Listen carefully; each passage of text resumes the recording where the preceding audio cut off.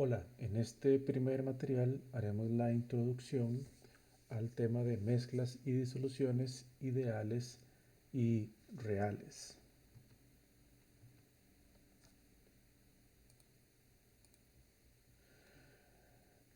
Nos interesa el tema de mezclas porque en el campo farmacéutico prácticamente todos los sistemas o productos que se desarrollan son mezclas. Y podemos plantear entonces una definición de mezcla como aquella combinación de sustancias que se dispersan íntimamente resultando un producto que puede ser homogéneo o heterogéneo, pero que también podría ser sólido, líquido o gaseoso. Hay múltiples ejemplos, ¿verdad? Nada más para mencionar todas las bebidas alimenticias, el aire que respiramos, como les mencionaba, ¿verdad? El que no nos interesa, todos los productos farmacéuticos, etcétera, etcétera. Y en este capítulo nos interesan esas mezclas de sustancias que no reaccionan entre sí. Y vamos a clasificarlas en primer lugar de acuerdo al tamaño de partícula. Vamos a llamar como mezclas groseras aquellas en las cuales las partículas son discernibles a simple vista, es decir, que podemos evidentemente visualizar que eso constituye una mezcla. En estos casos es posible una separación mecánica de los componentes de la mezcla y como ejemplos, ¿verdad? Tenemos varios, gallo pinto, fresco de chan, leche de magnesia, etcétera, etcétera. En segundo lugar, tenemos las mezclas coloidales, donde el tamaño de partícula anda, las partículas más grandes, en el orden de 1 a 10 a los 4 nanómetros. En estos casos ya no es posible separar los componentes de la mezcla por un medio mecánico y como ejemplos tenemos la leche, champús, cremas, emulsiones, etcétera, etcétera. Hay multitud de productos farmacéuticos que entrarían en la categoría de mezclas coloidales. Y en un tercer nivel tendríamos las llamadas disoluciones verdaderas, en las cuales el tamaño de partícula lo encontramos ahora sí del nivel molecular, es decir, inferior a un nanómetro. Y en este caso tampoco es posible una separación de los componentes por algún medio mecánico. Y como ejemplos, ¿verdad? Hay muchos. Tenemos lo que conocemos como alcohol puro, que en realidad es una mezcla hidroalcohólica con un contenido de alcohol al 95% volumen o 95 grados Gay-Lussac, como también se conoce, o una mezcla de algo de azúcar en agua. Esto nos lleva entonces a una definición de disolución como la mezcla homogénea de dos o más sustancias. Y entonces, enfocándonos ahora en las disoluciones, podemos clasificarlas dependiendo de la naturaleza de la fase en la cual la encontramos. Podemos hablar de disoluciones sólidas, aquí el ejemplo más claro son las aleaciones, o disoluciones líquidas, que quizás son con las que con mayor frecuencia nos vamos a topar en nuestro desempeño, pero también se habla de mezclas gaseosas. Las otras categorías de mezclas groseras o mezclas coloidales no las vamos a abordar en este curso, esos van a quedar para el curso 2, para Físico-Química Farmacéutica 2. Otra manera de clasificar las disoluciones es dependiendo de cuántos componentes tiene. Si tiene dos, pues las llamamos binarias. Si tiene tres, ternarias, cuaternarias, etcétera, etcétera. Independientemente de todo eso, vamos a llamar disolvente, ¿verdad? Y esto es casi que de una manera un poco arbitraria, como el componente que está presente en la mayor cantidad. Es, digamos, la definición usual. O, en su defecto, el componente que determina el estado de la materia en la que existe una disolución. Y llamamos como solutos a todos los restantes componentes que no serían el disolvente.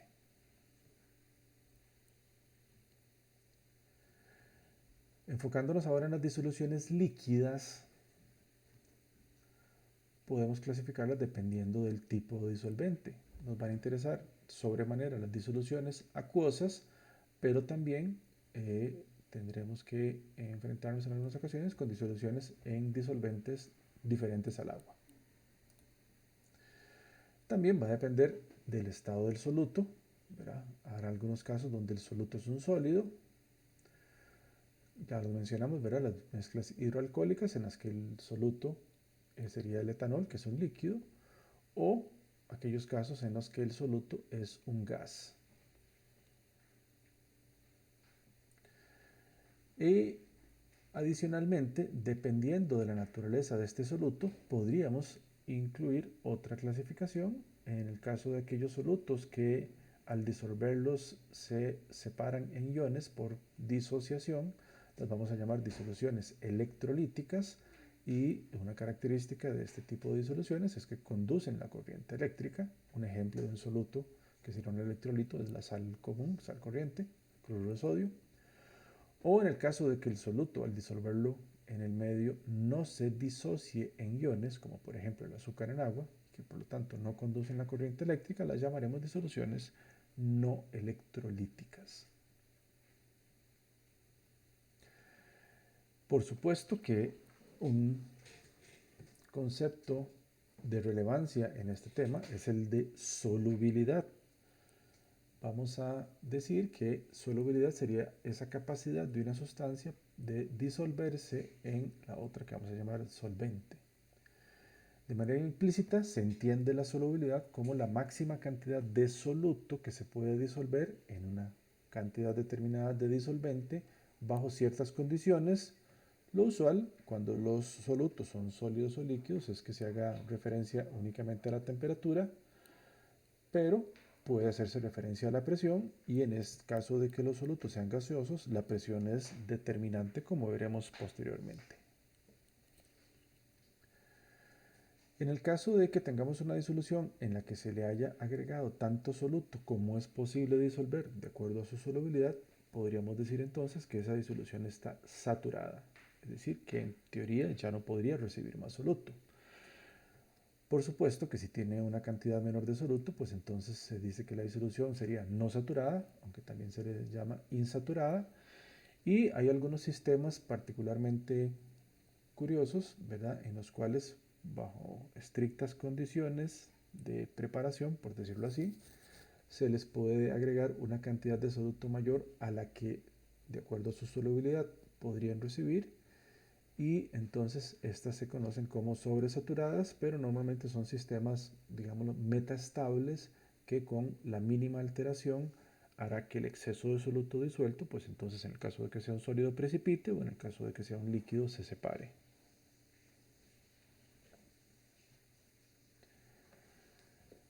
Por supuesto que entonces nos va a interesar sobremanera analizar cuáles son los factores que afectan la solubilidad de las sustancias, entre los cuales veremos algunos con mayor detalle, otros los dejaremos para el curso siguiente, Físico-Química Farmacéutica 2. Entre estos factores hablaremos de la naturaleza del soluto y del disolvente, de la temperatura, de la presión, del tamaño de partícula, del pH y de un parámetro que se conoce como constante dieléctrica. Entonces empecemos con la naturaleza de las sustancias. ¿De qué estamos hablando acá? En principio, entre más se parezcan disolvente y soluto, mayor se va a esperar que sea la solubilidad de ese soluto en ese disolvente. Aquí lo que estamos hablando es de la similitud química en términos de polaridad, y una frase que normalmente se utiliza de semejante disuelve semejante.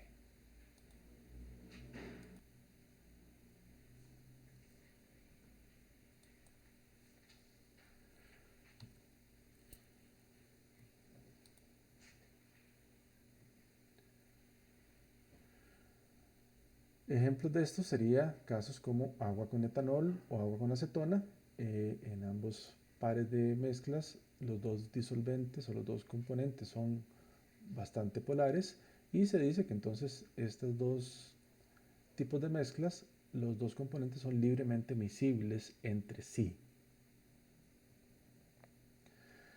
¿Qué sucede en estos casos? Que el agrupamiento de estas moléculas en disolución no va a ser muy distinto al que tienen las sustancias puras, por lo que podríamos hacer esta afirmación, digamos, de alguna manera hipotética, de que se toleran entre sí. De la misma manera puede ocurrir entre sustancias no polares, como tenemos acá el octano con el tetracloruro de carbono, ¿verdad?, donde ahí se establecen interacciones diferentes, pero por sus características de similitud en cuanto a polaridad, pues entonces se mezclan completamente.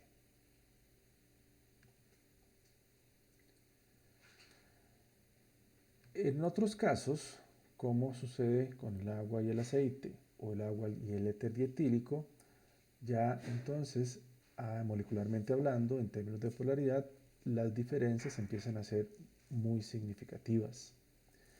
Y acá entonces hablamos más bien de sustancias, normalmente es un término un poco exagerado, ¿verdad? Pero hablamos de sustancias inmiscibles y quizás lo más correcto sería parcialmente miscibles. Hago esta aclaración porque difícilmente no existe nada que sea completamente insoluble en cualquier disolvente. Simple y sencillamente la cantidad que se puede disolver es muy baja o muy pequeña en algunos casos para que sea apreciable. Entonces, para fines prácticos, decimos que esas sustancias son insolubles y en el caso de que ambos componentes de la mezcla sean líquidos, hablamos de que son inmiscibles. Pero entonces también aquí podemos hablar de miscibilidad o solubilidad parcial.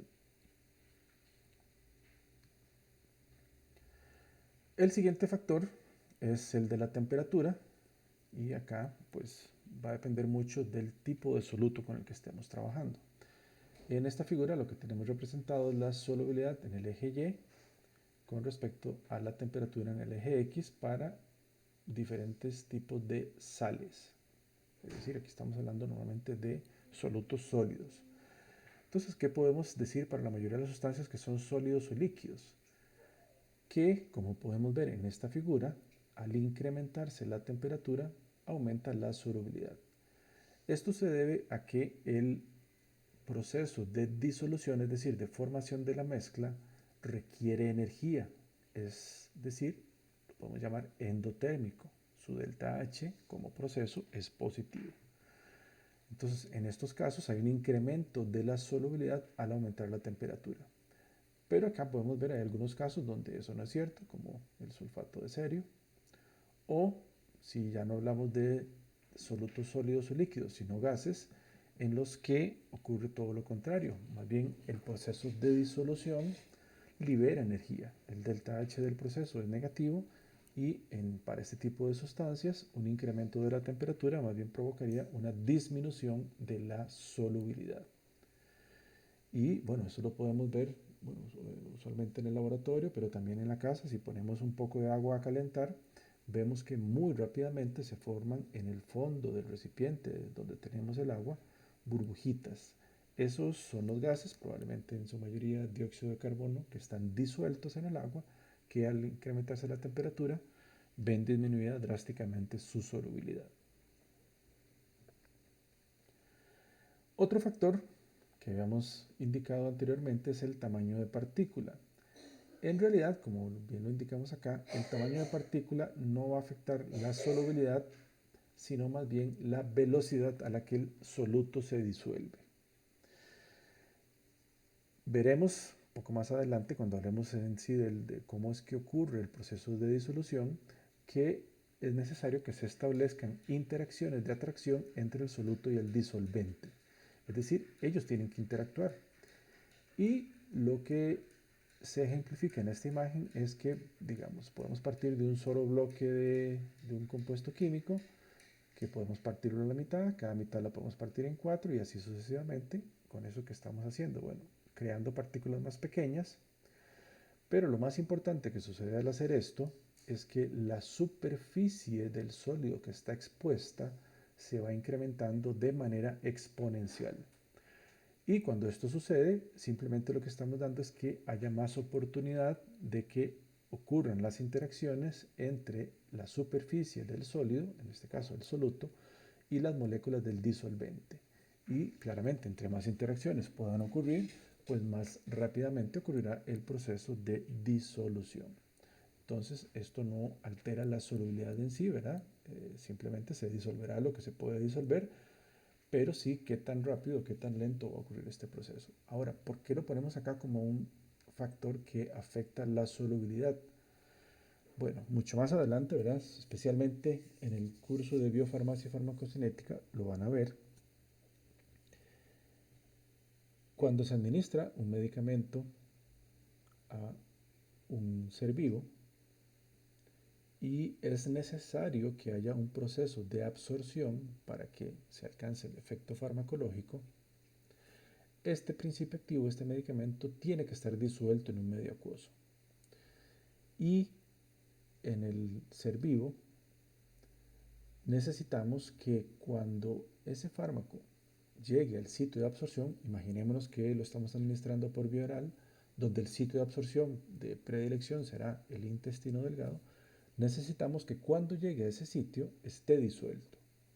Entonces, en estos casos, la velocidad a la que se disuelva sí es determinante para que se llegue a alcanzar una concentración determinada en el sitio de absorción y que esto se traduzca en una concentración determinada en la circulación sanguínea, lo cual implicará que se alcance o no el efecto farmacológico deseado. Y por eso es que entonces, sobre todo para los solutos sólidos, el tamaño de partícula puede ser determinante para que se alcance o no el efecto farmacológico una vez que se ha incorporado en un medicamento, particularmente en una forma farmacéutica sólida como una tableta o una cápsula. Entonces, por eso es que ponemos este factor acá en consideración. Otro factor también sumamente importante, el cual ahondaremos en el curso siguiente, en el curso 2, es el del pH y su efecto en la solubilidad. ¿Por qué esto es importante? Bueno, nos daremos cuenta que la mayoría de los principios activos que utilizamos para los medicamentos de síntesis química, aquí no estamos hablando de proteínas, anticuerpos, etcétera, etcétera, ¿verdad? Los que son de síntesis química, entran en la categoría de electrolitos débiles, es decir, o son ácidos o son bases débiles, o se utilizan sales de estos ácidos o de estas bases. Entonces, el pH del medio disolvente puede favorecer que un grupo esté ionizado o no lo esté.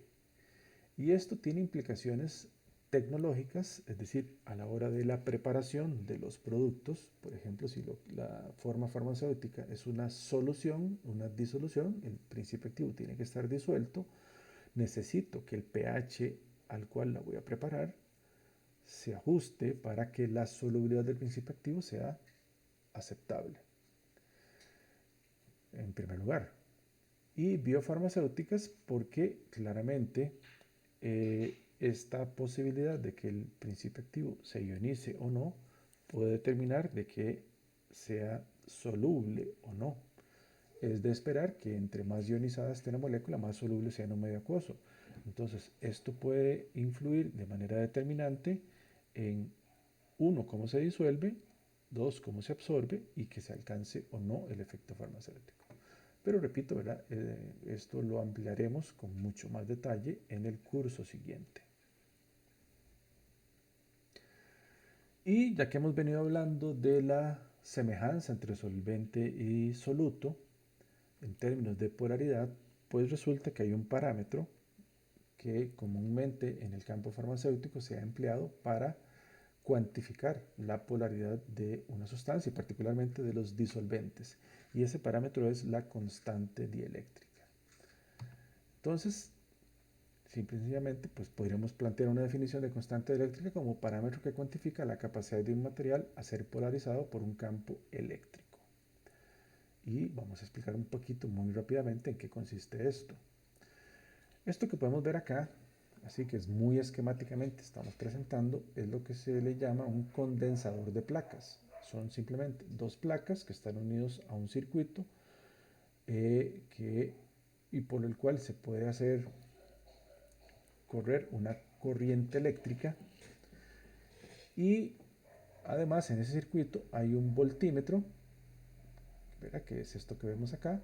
Este voltímetro nos permite medir la diferencia de voltaje que se genera entre las dos placas. Entonces, lo usual es que entre ellas se coloque el material al cual se le llama dieléctrico. Entonces, si entre las placas de este condensador se coloca un dieléctrico, que el dieléctrico es ese material que puede ser polarizado por un campo eléctrico, y es polarizable, entonces la idea es que la diferencia de potencial entre las dos placas va a disminuir, dado que el material ha sido polarizado y al ser polarizado, de cierta manera contribuye a conducir la corriente eléctrica de un lado al otro. ¿Okay? Entonces, cuando no hay nada, hay una diferencia potencial. Al colocar un material dieléctrico, por la polarización del material, se disminuye la diferencia de potencial. Esto significa que el paso de la corriente eléctrica de una placa a la otra se ve en cierta forma facilitado. Entonces, en este tipo de condensador de placa se conoce cuál es la corriente eléctrica que se está haciendo pasar. Se puede medir la diferencia de voltaje, que sería el voltaje, y por lo tanto se puede determinar este valor que se conoce como capacitancia. Se le conoce capacitancia porque este tipo de condensadores tienen esa particularidad de almacenar energía potencialmente. Entonces, esta capacitancia simplemente será el cociente de la carga eléctrica entre la diferencia de voltaje. Como para un equipo, digamos, si aquí lo que estamos usando es una batería determinada como fuente de la corriente eléctrica, la carga eléctrica es constante. La carga eléctrica es constante. Entonces, la capacitancia de ese condensador va a depender de la diferencia de voltaje, y la diferencia de voltaje depende de lo que coloquemos entre las placas. Entonces, esto es lo que nos va a permitir determinar el valor de este parámetro, de la constante dieléctrica. Entonces, la constante dieléctrica es el cociente de dos capacitancias. La capacitancia de la muestra que nos interesa con respecto a un parámetro. Y el parámetro que se utiliza es el vacío. Entonces, se determina la capacitancia cuando no hay nada entre las placas, que sería la capacitancia del vacío. Luego se determina la capacitancia con el disolvente, por ejemplo, que a nosotros nos interesa, y este cociente nos dará el valor de la constante dieléctrica. Importante, como podemos ver acá, al ser un cociente de capacitancias, la constante dieléctrica es adimensional, o sea, no tiene unidades, y depende de la temperatura. Acá en esta tabla, pues nada más para fines ilustrativos, mostramos los valores de constante dieléctricas para algunos líquidos puros, donde podemos ver que están ordenados de líquidos muy polares hacia líquidos muy no polares, ¿verdad? Y lo que podemos ver es que entre más polar sea el líquido o el disolvente, mayor es el valor de su constante dieléctrica. Otro dato importante es que el valor de la constante dieléctrica disminuye cuando se incrementa la temperatura.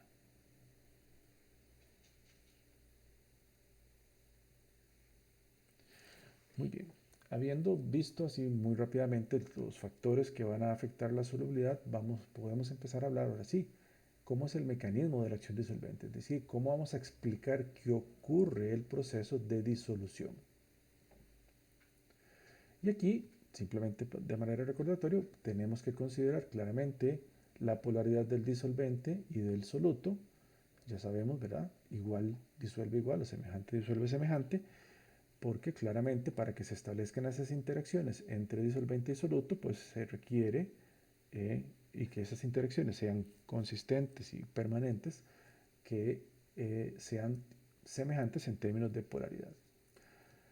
Lo otro, que está íntimamente relacionado con lo anterior, es el tipo de interacciones que se pueden establecer. Claramente esto va a depender de la naturaleza del soluto y del disolvente, pero aquí, nada más a manera de recordatorio, pueden presentarse interacciones dipolo-dipolo, dipolo-dipolo inducido, dipolo-inducido-dipolo inducido, serían las fuerzas de dispersión de London, interacciones ion-dipolo o ion-dipolo inducido, o estas que normalmente se manejan por aparte, ¿verdad? Que son los llamados enlaces de hidrógeno, que presentan características muy particulares, como ya ustedes pudieron ver en el tema inicial del curso. Entonces aquí vamos a ver esto de una manera esquemática, y posteriormente en la siguiente diapositiva les voy a mostrar un video, digamos que es una animación de esto que les voy a explicar acá. Como soluto vamos a tener un cristal de cloruro de sodio, ¿verdad? Que es un compuesto iónico, donde aquí formalmente no podemos hablar de una molécula de cloruro de sodio, ¿verdad? Sino que simplemente es un estado en el que los iones están unidos entre sí por atracciones electrostáticas de alta intensidad. Entonces, este cristal se introduce en el medio acuoso, en el agua. El agua es una molécula polar, es un dipolo permanente, ¿verdad? Ya ustedes eso lo vieron, ¿verdad? Es un dipolo permanente, ¿verdad? De hecho, por eso no es una molécula plana, por esta alta polaridad o esta alta electronegatividad del oxígeno que tiende a atraer los electrones hacia sí, creando entonces una carga parcial negativa alrededor del átomo de oxígeno y cargas parciales positivas en los átomos de hidrógeno, ¿verdad? Y esas cargas parciales son permanentes, por eso se habla de un dipolo permanente. Entonces, la molécula de agua va a establecer interacciones de atracción con los iones que conforman el cristal de cloruro de sodio. Claramente, dependiendo del tipo de ion, esa será la orientación que tendrán las moléculas de agua. Entonces, una, dos o varias moléculas de agua van a interaccionar con un ion de manera que establecen una atracción tan fuerte que supera la fuerza con la cual está unido al cristal. Entonces, al superar esa fuerza, logra sacarlo del cristal, lo lleva al medio disolvente, difunden hacia el seno del líquido y ocurre un proceso en el cual ese soluto o esa partícula de soluto, que en este caso va a ser un ion, se ve rodeado por moléculas de disolvente. Este fenómeno entonces es el que vamos a llamar solvatación, que es ese englobamiento de la partícula de soluto por moléculas de disolvente. Entonces, repito, ¿verdad? En el siguiente diapositiva vamos a ver esto como un video.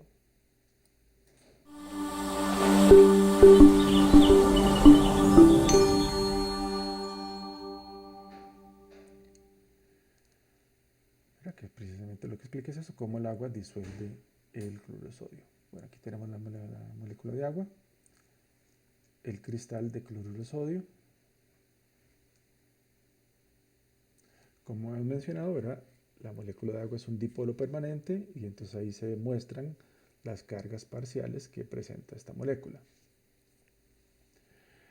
El cloruro de sodio pues es un compuesto iónico, así que entonces en el estado sólido pues lo que tenemos son iones unidos entre sí por atracciones electrostáticas. Entonces lo que dijimos, ¿verdad? De acuerdo a la carga del ion, las moléculas de agua se orientan para establecer interacciones de atracción que permiten sacar a ese ion del cristal y llevarlo al líquido. Posteriormente, esas partículas de soluto se ven rodeadas por moléculas de disolvente, que es el fenómeno que llamamos solvatación, ¿verdad? Que es entonces lo que podemos ver acá en esta animación.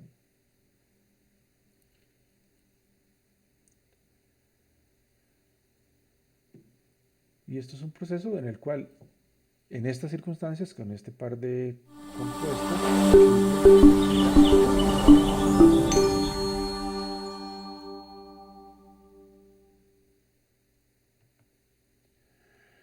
entonces, con fines simple y sencillamente de desmenuzar un poquito este proceso para estudiarlo desde un punto de vista termodinámico y muy simplificado, vamos a separar el proceso de disolución en tres pasos, ¿verdad? En tres pasos. El primer paso es, por decirlo así, extraer una molécula o partícula de soluto del cristal o del retículo en el cual se haya inmerso. Claramente, para lograr esta separación hay que hacer un trabajo sobre el soluto. Hay que utilizar energía. Por lo tanto, esta etapa podríamos decir que es un proceso endotérmico, es decir, va a presentar un delta H positivo. El segundo paso del mecanismo de acción de solvente, pues entonces será el crear un espacio o un hueco en el disolvente para que esa molécula de soluto que acabamos de extraer pueda interaccionar. Este acomodo de las moléculas de disolvente pues también requiere energía. Por lo tanto, este también es un paso endotérmico, es decir, presenta un delta H positivo. Y el tercer y último paso, pues entonces es el que se dé la interacción entre el disolvente con el espacio para esta molécula de soluto, ¿verdad? Como en los dos casos anteriores hubo que proporcionar energía para crear ese espacio, para separar estas moléculas, los estados del disolvente y del soluto en estas circunstancias son con una alta energía. Por lo tanto, al establecerse la interacción, la tendencia es a perder energía. Por lo, por lo tanto, este último paso del mecanismo de acción de solvente decimos que es exotérmico, más bien libera energía. Y como bien sabemos, ¿verdad? Estamos hablando en términos de delta H, la entalpía es una función de estado, entonces podemos decir que el delta H del proceso total, es decir, de los tres pasos completos, pues va a corresponder a la suma de los cambios de entalpía para cada uno de los pasos. Entonces, claramente el balance entre estas diferentes entalpías es la que al final nos va a decir si el proceso total tiene un delta H positivo, negativo o prácticamente de cero. ¿Okay? Y eso es lo que tenemos para esta primera presentación.